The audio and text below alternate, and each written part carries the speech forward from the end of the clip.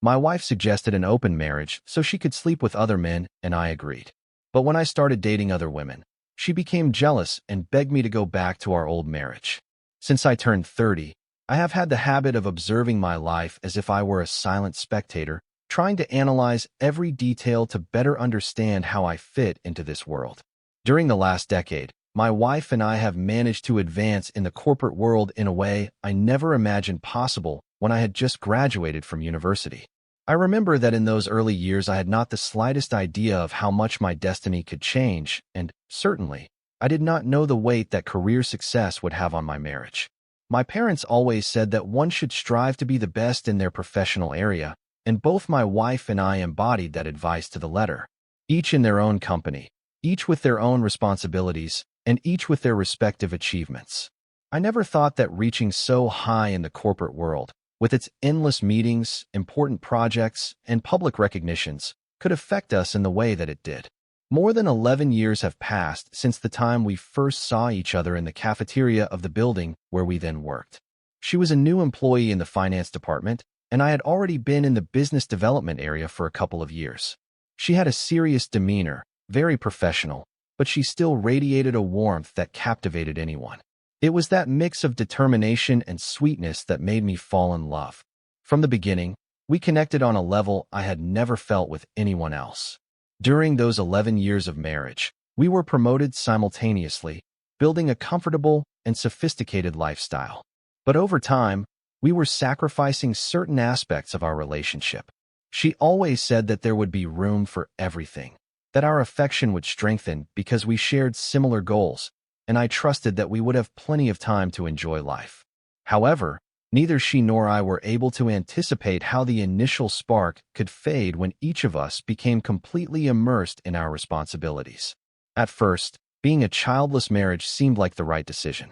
The years passed, and we continued to postpone the idea of becoming parents, arguing that the right time would come when our careers stabilized and we had a clear space for raising children. We justified it with the idea that it was better to wait to offer the best to a future child.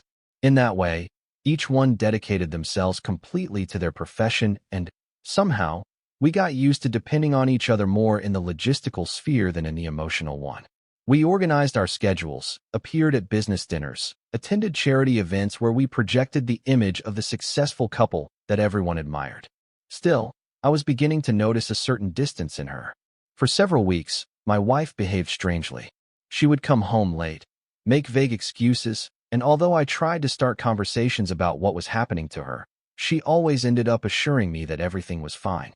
She was evasive, and although my intuition told me that something serious was happening, I could not find a way to find out without pressuring her too much. In the midst of that tension, one ordinary night, after my usual readings in bed, because that is how I relax, with a good book and a tea, she entered the room with a face so serious that I knew instantly that the time had come for an important announcement. She told me we needed to talk, and from her tone I understood that it was not a simple routine chat about the house or the bills. I closed the book and placed it on the nightstand. I felt a knot in my stomach. It was as if something was warning me that things were about to change forever. She took a deep breath and, with a surprising coldness, she dropped the bombshell. She wanted to open the relationship, as she considered that the fire from before had gone out. She explained that she had been thinking about it for months, that she had consulted with her friends, and that, from her experience, she felt that this could be the solution to our stagnation. She did not want a divorce, she told me, but she also did not want to remain in a marriage where the passion had faded. I was left blank. I did not know what to answer. I just listened, unable to articulate the necessary words. Hundreds of memories of our years together flashed through my mind. The trips, the nights when the desire was so strong we could not be apart, the work victories we celebrated with such euphoria. All of that came to my head at once, as if it were crumbling before my eyes. She continued talking, justifying that perhaps I would also realize that I needed to get out of the routine, to look for new things, to explore my individuality without giving up the commitment. It sounded logical enough, but the way she proposed it left me stunned, as I did not feel there was any room for my feelings. It was an ultimatum disguised as a proposal. At the end of her explanation, she said to think about it calmly. She got out of bed, adjusted a lock of her hair, and went to sleep in the guest room, leaving me in that mental void where nothing seemed to make sense. The following days were an emotional whirlwind. Even without having given her a firm answer, I noticed an attitude in my wife as if she had already made the decision and was ready to implement that agreement anyway. Her routine changed. She went out more, she dressed up with more care to go to work, she came back late and with a shifty look. When I gently confronted her to know what was happening, she would respond with monosyllables or with the typical, "Nothing is wrong. Do not worry." Inside, the uncertainty was eating away at me until one morning, after making myself a very strong coffee to try to clear my mind, I decided to go to my best friend. It was not easy. I felt ashamed to tell him what was happening, because he knew the solidity that my wife and I projected. But I needed advice, or at least, to talk about it, so that it would not be a simple internal monologue that poisoned me. We met at a discreet cafe. I remember he arrived with a look of bewilderment when he saw me so serious. I was never one to show my problems to others. I used to maintain my composure so that everything seemed to be in order. Then I told him the essential, that she had proposed opening the relationship, that she was very insistent on it, and that I did not know how to handle it. My friend listened to me attentively, nodding and frowning. He told me he understood my surprise, but that my wife was probably not going to change her mind overnight. The way he expressed it made me uneasy, but at the same time it was a call to reality. He gave me advice that I remember word for word. Sometimes life does not make much sense. If you are trapped in this situation, maybe you could try to have fun instead of getting bitter. Do not get stuck in guilt or anger. That will not get you anywhere. His words made me reflect. Was it true that I could not stop my wife's desire to expand our boundaries? Could I somehow take advantage of this idea? That same night, I returned home with my head full of thoughts and a moral weariness that weighed on my shoulders. She was in the living room, watching television, as if nothing was wrong. I sat down next to her, and, without beating around the bush, I told her that I accepted her proposal. At first, she looked at me with a mixture of surprise and relief. I did not know how much she had been waiting for that confirmation, but from her expression I knew that she was excited about the idea.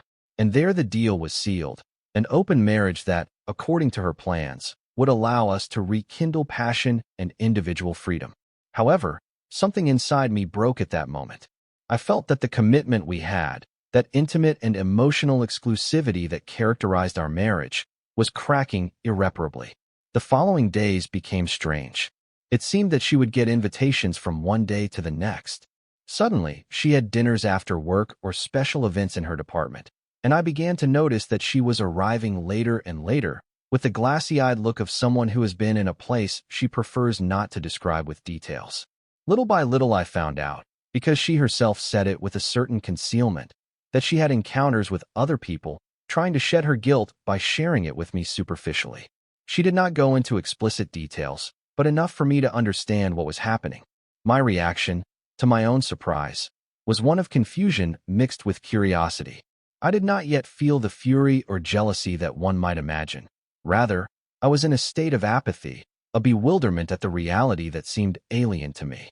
During that period, I had not dared to look for anyone else, perhaps because of the cultural and moral weight I still carried. I had the impression that dating other women was something forbidden, although ironically I had agreed to it. Then it happened that at the gym I usually go to in the mornings, a habit I maintained to counteract the sedentariness of the office, I met someone. She was a very attractive and daring woman, with a vibrant personality. The first time we exchanged words was while we were waiting for our turn to use the weight machines. She commented on something about my technique with the weights, and I responded with a shy joke. It was a simple exchange, but it felt natural. The next day we crossed paths again and started talking more. She told me that she worked in digital marketing and that she also considered herself a free spirit. It did not take me long to explain to her, with a bit of embarrassment, the situation I was living in my marriage. I thought she would be scared or that she would think I was making excuses. To my surprise, she took the news with total normality and told me that she understood my circumstances, that life sometimes takes unexpected turns, and that the important thing was to act with honesty. Our understanding was so fluid that, almost without thinking, I began to date her. At first I felt like a novice in matters of conquest, because I had not dated anyone other than my wife for many years. I was aware that this was approved by the new agreement in my relationship, but deep down I carried a mixture of guilt and adrenaline. She, on the other hand, was very relaxed, and little by little she infected me with that carefree attitude. One day, after having dinner at a little frequented restaurant, she invited me to her apartment, and there we had our first deeper encounter. I do not want to go into explicit details, but let us just say it was a very passionate encounter, something I had not felt in a long time. I realized that, as contradictory as it might seem, I was enjoying a facet of myself that I thought was dead. Thus began my new life. At the same time that my wife was going out with others, I also began to see that woman, and, as the weeks went by, I met others. I told each of them before taking any step that I was in an open marriage, and most of them seemed to have no problem with it. I was surprised by the normality with which many people assume these dynamics nowadays. Far from feeling proud, I felt strange because, on the one hand, my married life had lost its traditional sense, and, on the other, I was discovering that there was a part of me that enjoyed that newfound freedom. Sometimes I would return home after seeing someone, and my wife would already be asleep or in the living room, checking her phone. We hardly had any intimate conversations anymore. Everything had become an exchange of implicit permissions and uncomfortable silences. As the months passed, I noticed that my wife began to act very differently. Her attitude, previously enthusiastic about the new agreement, took a radical turn. She began to make claims, to question my outings, and to demand details that she had not been interested in before. Who were you with? What time are you planning to come back? Why did you not tell me before? Those questions began to resonate with more force every day. I, at first, felt bewildered, because in theory we had the green light to enjoy ourselves with other people. However, it seemed that she was not handling that process well now that I was also participating actively. Her discomfort was evident when she said things to me like, "I did not think you would do it so quickly. I did not know it was so easy for you." It was then that I began to realize that the opening of the relationship had been, in large part, a selfish desire of hers, without considering that it could also turn against her. Remember, for more stories like this, subscribe, like, and activate the little bell. Let us continue. Over time, my feelings for her grew cold. It is not that I hated her. I simply lost the emotional connection that once united us. I thought that maybe that distance was just what she was looking for, but seeing her reaction made me doubt. I felt how she was beginning to regret the decision to open the marriage, because she realized that I was no longer so focused on pleasing her, neither emotionally nor physically. For me, the dynamic of a devoted husband, willing to beg for attention, had completely disappeared. My friend's advice, "have fun while you can," resonated in my head, and little by little, I made it my own. Still, I could not help but feel a certain resentment when I remembered how she was the one who started it all, and now that the tables had turned, she was trying to stop the outcome that she herself had set in motion. Our coexistence became increasingly tense. Whenever I was about to go out, she would find some excuse to debate my plans. I would reply that I did not have to give explanations for something that we had in principle agreed on together. This triggered constant arguments, angry claims, and accusations that even bordered on the absurd. She began to tell me that I did not care about her feelings, that I was leaving her aside. It seemed unfair to me, considering that she was the one who proposed this new path to me. I no longer had the disposition or the patience to calm her. I had reached the point where I felt liberated from old affections, and I did not care if she got upset, as long as she let me continue with my newfound freedom. One night, after visiting one of my friends, as I began to call the women I was dating to give it a less scandalous nuance, I returned home and found my wife with her eyes swollen from so much crying. She was sitting on the sofa, with the dim light of the lamp illuminating her afflicted face. I sat down next to her, and, before I could say anything, she let out everything she had inside. Between sobs, she confessed to me that she could no longer stand this dynamic, that she needed to close the relationship and go back to what we had before. I tried not to be cold, but the truth is that it was hard for me to feel empathy. I asked her, almost in a mocking tone, what had led her to change her mind so suddenly. Her first words were of reproach towards me, that I had neglected her, that it was not the same to see her go out with someone daily as to see her return almost without the desire to talk. "You do it too," I reminded her. She turned her face and, after a brief silence, admitted that things had not turned out as she had expected. She justified herself by saying that she just wanted to have some fun and that she thought I would not get so involved with other people. Her friends had encouraged her to explore new experiences, to taste the vertigo of conquest. But at some point she realized that the man who seduced her at the office, someone very handsome, with an almost perfect appearance, did not consider her so special. According to what she told me between tears, he had flirted with more coworkers, leaving her aside when someone younger appeared. This revelation made me understand that part of her initial proposal came not only from a desire to rekindle the fire, but from a specific attraction to that man for whom she was willing to do anything, including pushing me into such an extreme situation. Seeing that he discarded her, she went into crisis and wanted to recover the emotional security of our marriage. But it was already too late. With a tone that mixed sarcasm and sincerity, I told her that I was sorry, but that I was not going to close the relationship. In fact, I was already convinced that what I had with her as a marriage had been completely displaced by this new way of living. I had no desire to return to the monotony of before, nor did I have the slightest interest in repairing something that she had destroyed with her thoughtlessness. She looked at me with her eyes soaked, and I knew she realized she had lost control of the situation. She began to insist that I think about it, that it was not fair for her to see everything fall apart. But to me, at that moment, it seemed totally logical that if things had reached that point, the best thing was to break with everything and move on. The weeks that followed were filled with even stronger arguments. Almost every night there were fights over my outings, over my new encounters. She no longer cared to hide her anger or her jealousy. I often heard her complaining loudly, accusing me of having turned her into the cheated woman. I could not help but feel some anger too, as I saw her behave like a victim when she was the one who initiated this chain of events. Although it did seem cruel to me, I was not in the mood to give in. My mind was already elsewhere.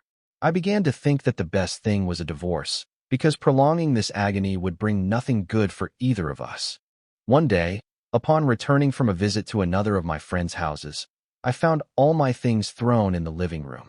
There were suitcases with my clothes, boxes with personal belongings, and she was waiting for me with a distraught look. Before I could ask what was happening, she began to shout that she was fed up, that she would not tolerate my behavior for another minute. I replied that if that was her wish, I had no problem leaving. I had already reached my emotional limit with all that tension. With a trembling voice and on the verge of tears, she told me no, that rather she wanted me to be the one to decide whether we closed the marriage or ended it. Her desperation was so evident that I was about to feel sorry, but it was too late. I answered her, with all possible calm, that I was tired of living in that toxicity that we had created. "Let us get divorced," I said, without hesitation. Her eyes widened in disbelief, and at first she reacted with more shouts, claiming that I was a coward, that I was not valuing everything we had built.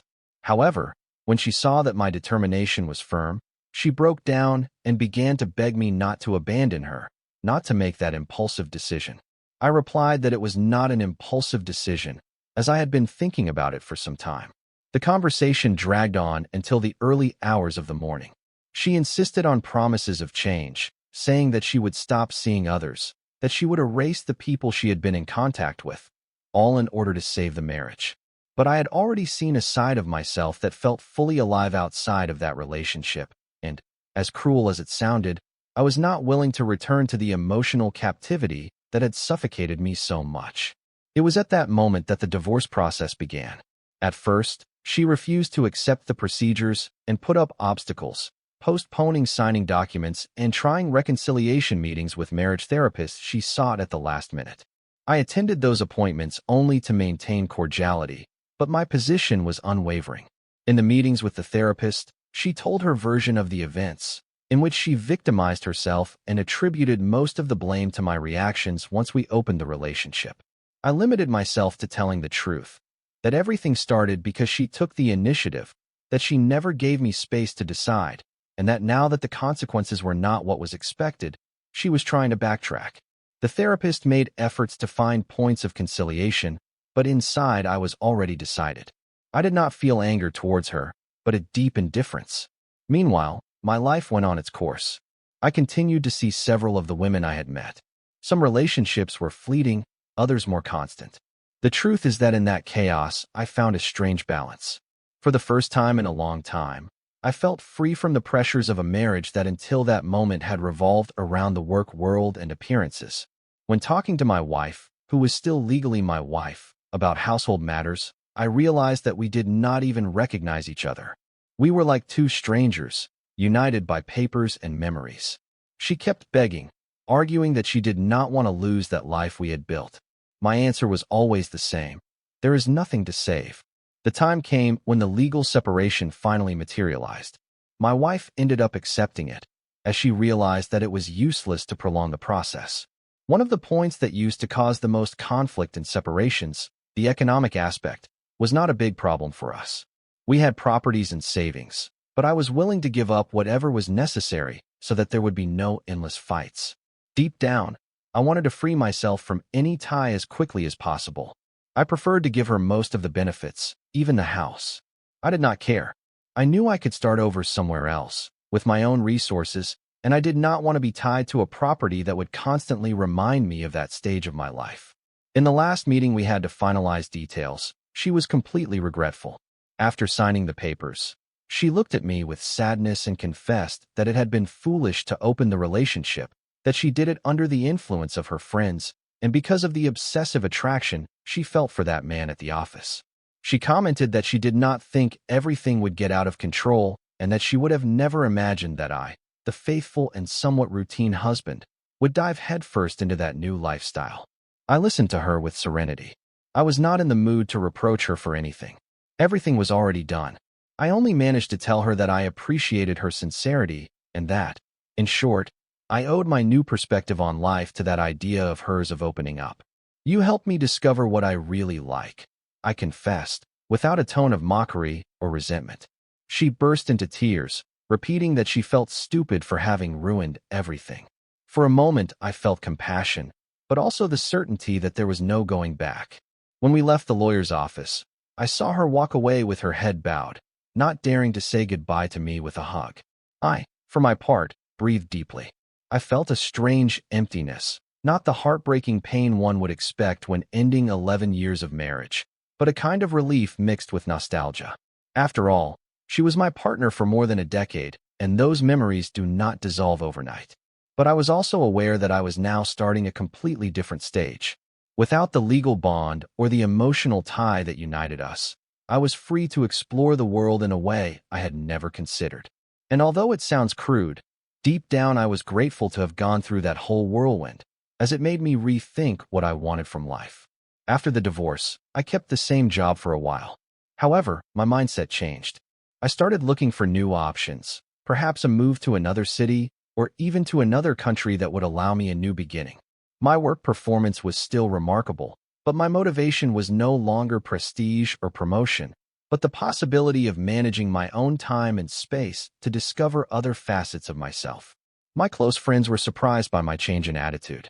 Some dared to say that I seemed more relaxed and happy, even though I had just gone through a divorce that, in normal terms, would be something devastating. But I felt that, in a twisted way, everything that had happened had opened my mind to experiences and emotions that for years had been dormant or repressed.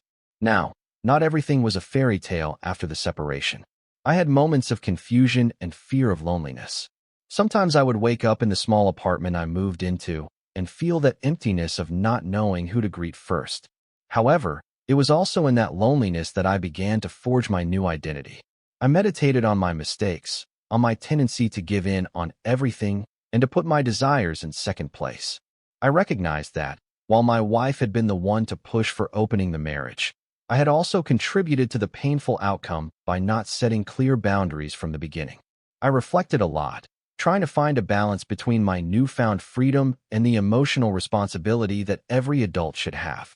Over time, I continued to frequent those friends with whom I had a certain intimacy, but with more emotional caution. I did not want to hurt anyone or create false expectations. I got involved in long talks with those people who seemed to understand my situation, and thus I learned that each individual manages their relationships and their affections differently. There were those who told me that they felt fulfilled with monogamy, and others who shared that they preferred polyamorous relationships. Knowing different views helped me to get rid of prejudices and to understand that the main problem with my ex-wife was not the opening itself, but the unilateral imposition and the lack of honesty about her real motives. For her part, my ex-wife would contact me from time to time, with various pretexts, that I had forgotten something at the house, that she needed help with a company procedure, or that she would like to have a coffee to catch up. I usually declined her invitations politely, as I did not want to get entangled again in a seesaw of emotions that could reopen old wounds. In one of those rare conversations, she confessed to me that she had started dating that man from the office again, but that she quickly understood that he never had any real interest in formalizing anything, so she preferred to cut it short. She told me that now she felt lonely and that she envied my ability to rebuild my life. I did not answer anything to that. I just wished her to find the peace she needed. Meanwhile, I was strengthening my bonds with new people. I discovered that I had the possibility to travel without ties. On a 2-week vacation, I took a plane to a paradisiacal place, where I reconnected with myself, far from the stress of the city and the memory of what my married life had been. The experience of walking on the beach at sunset, of feeling the sea breeze and contemplating the horizon without thinking about work meetings or couple arguments was healing. I returned with renewed energy and with a clearer vision of how I wanted to live from now on. Upon my return, my ex-wife tried again to contact me to talk about our past, but I felt that everything had already been said. I replied with a brief message. I wish you the best, but I do not need to stir up what happened. She did not insist further. I understood that I also deserved to set boundaries for my well-being. I realized that it was not necessary to carry resentment. It was just a matter of following my path without looking back unnecessarily. And that was my starting point for what would come next. As my encounters with new people happened, I was carefully selecting with whom to share my time. I had no intention of returning to a marriage in the short term, not even to an exclusive relationship. However, I learned to communicate openly, to be transparent with my intentions. If I felt a genuine interest in someone, I let them know. And if I noticed that they were looking for something that I could not offer, I said it bluntly. I had to decline some promising connections, and, on other occasions, they were the ones who decided that we were not compatible. But in that honest exchange, sincere friendships were forged, and sometimes gratifying moments of intimacy were generated, without that pressure to lie or pretend a monogamy that was not in my immediate horizon. Little by little, my priorities were reordered. I stopped trying so hard to climb the corporate ladder. I had a comfortable standard of living and good savings, so I focused on finding a balance between work and my personal life. I resumed hobbies I had abandoned, like painting and more consistent exercise. I started attending seminars and workshops to expand my skills, from cooking classes to personal development courses. I realized that in these environments, I met people more in line with my search for freedom and growth, and with them it was easy to engage in deep conversations, something that I used to find difficult due to the rigidity of my old routine. To my surprise, I discovered a special passion for hiking. A coworker invited me to a group that organized weekend walks, and I accepted without many expectations. It ended up being a revelation. The connection with nature, the physical challenge of climbing mountains or crossing forests, and the satisfaction of reaching the summit to contemplate breathtaking landscapes. On those hikes, I met people with different stories, many of them with emotional wounds that they were healing just like me. We shared personal anecdotes as we moved through the trees, and, in that intimate and natural environment, I felt understood and supported. There was one particular occasion when, after an exhausting hike, the group camped near a lake. As we talked around the campfire, someone brought up the topic of open relationships and the different ways of understanding love. I could not help but tell my story, avoiding the most sensitive details, but explaining how I had gone from a seemingly stable marriage to an open dynamic, only to end in divorce. I expected some kind of judgment, but instead I received empathy and genuine curiosity. It was a liberating moment, as I understood that my experience, however turbulent it may have been, could also serve as a reflection for others who were considering the complexities of modern relationships.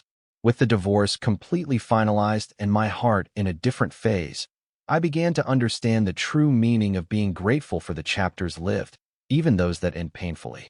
I realized that I did not hold a grudge against my ex-wife. On the contrary, in an act almost of gratitude, I recognized that if she had not had the audacity to propose opening the marriage, I would have never discovered parts of myself that were hidden. For a long time, I dedicated myself to being the good husband and the exemplary professional, forgetting other aspects of my identity. Now I could enjoy life with a broader perspective, knowing that social rules or family expectations did not have to dictate my way of relating to the world. However, I do not romanticize what happened either. I witnessed how much suffering can be generated by the lack of honest communication and selfishness disguised as freedom. The ideal in any relationship, open or not, is clarity of intentions and mutual respect. In my case, my ex-wife's proposal was made unilaterally and with hidden motivations. That led her to an emotional disaster, and it prompted me to cut off that bond that, although it had 11 years of history, was already becoming incompatible with my personal growth. Still, I do not deny the good memories. There were moments in our marriage that I treasure: our trips, the knowing laughs, the dinners with wine where we planned joint projects. It is all part of my story, and to repress it would be to deny what also made me happy at the time.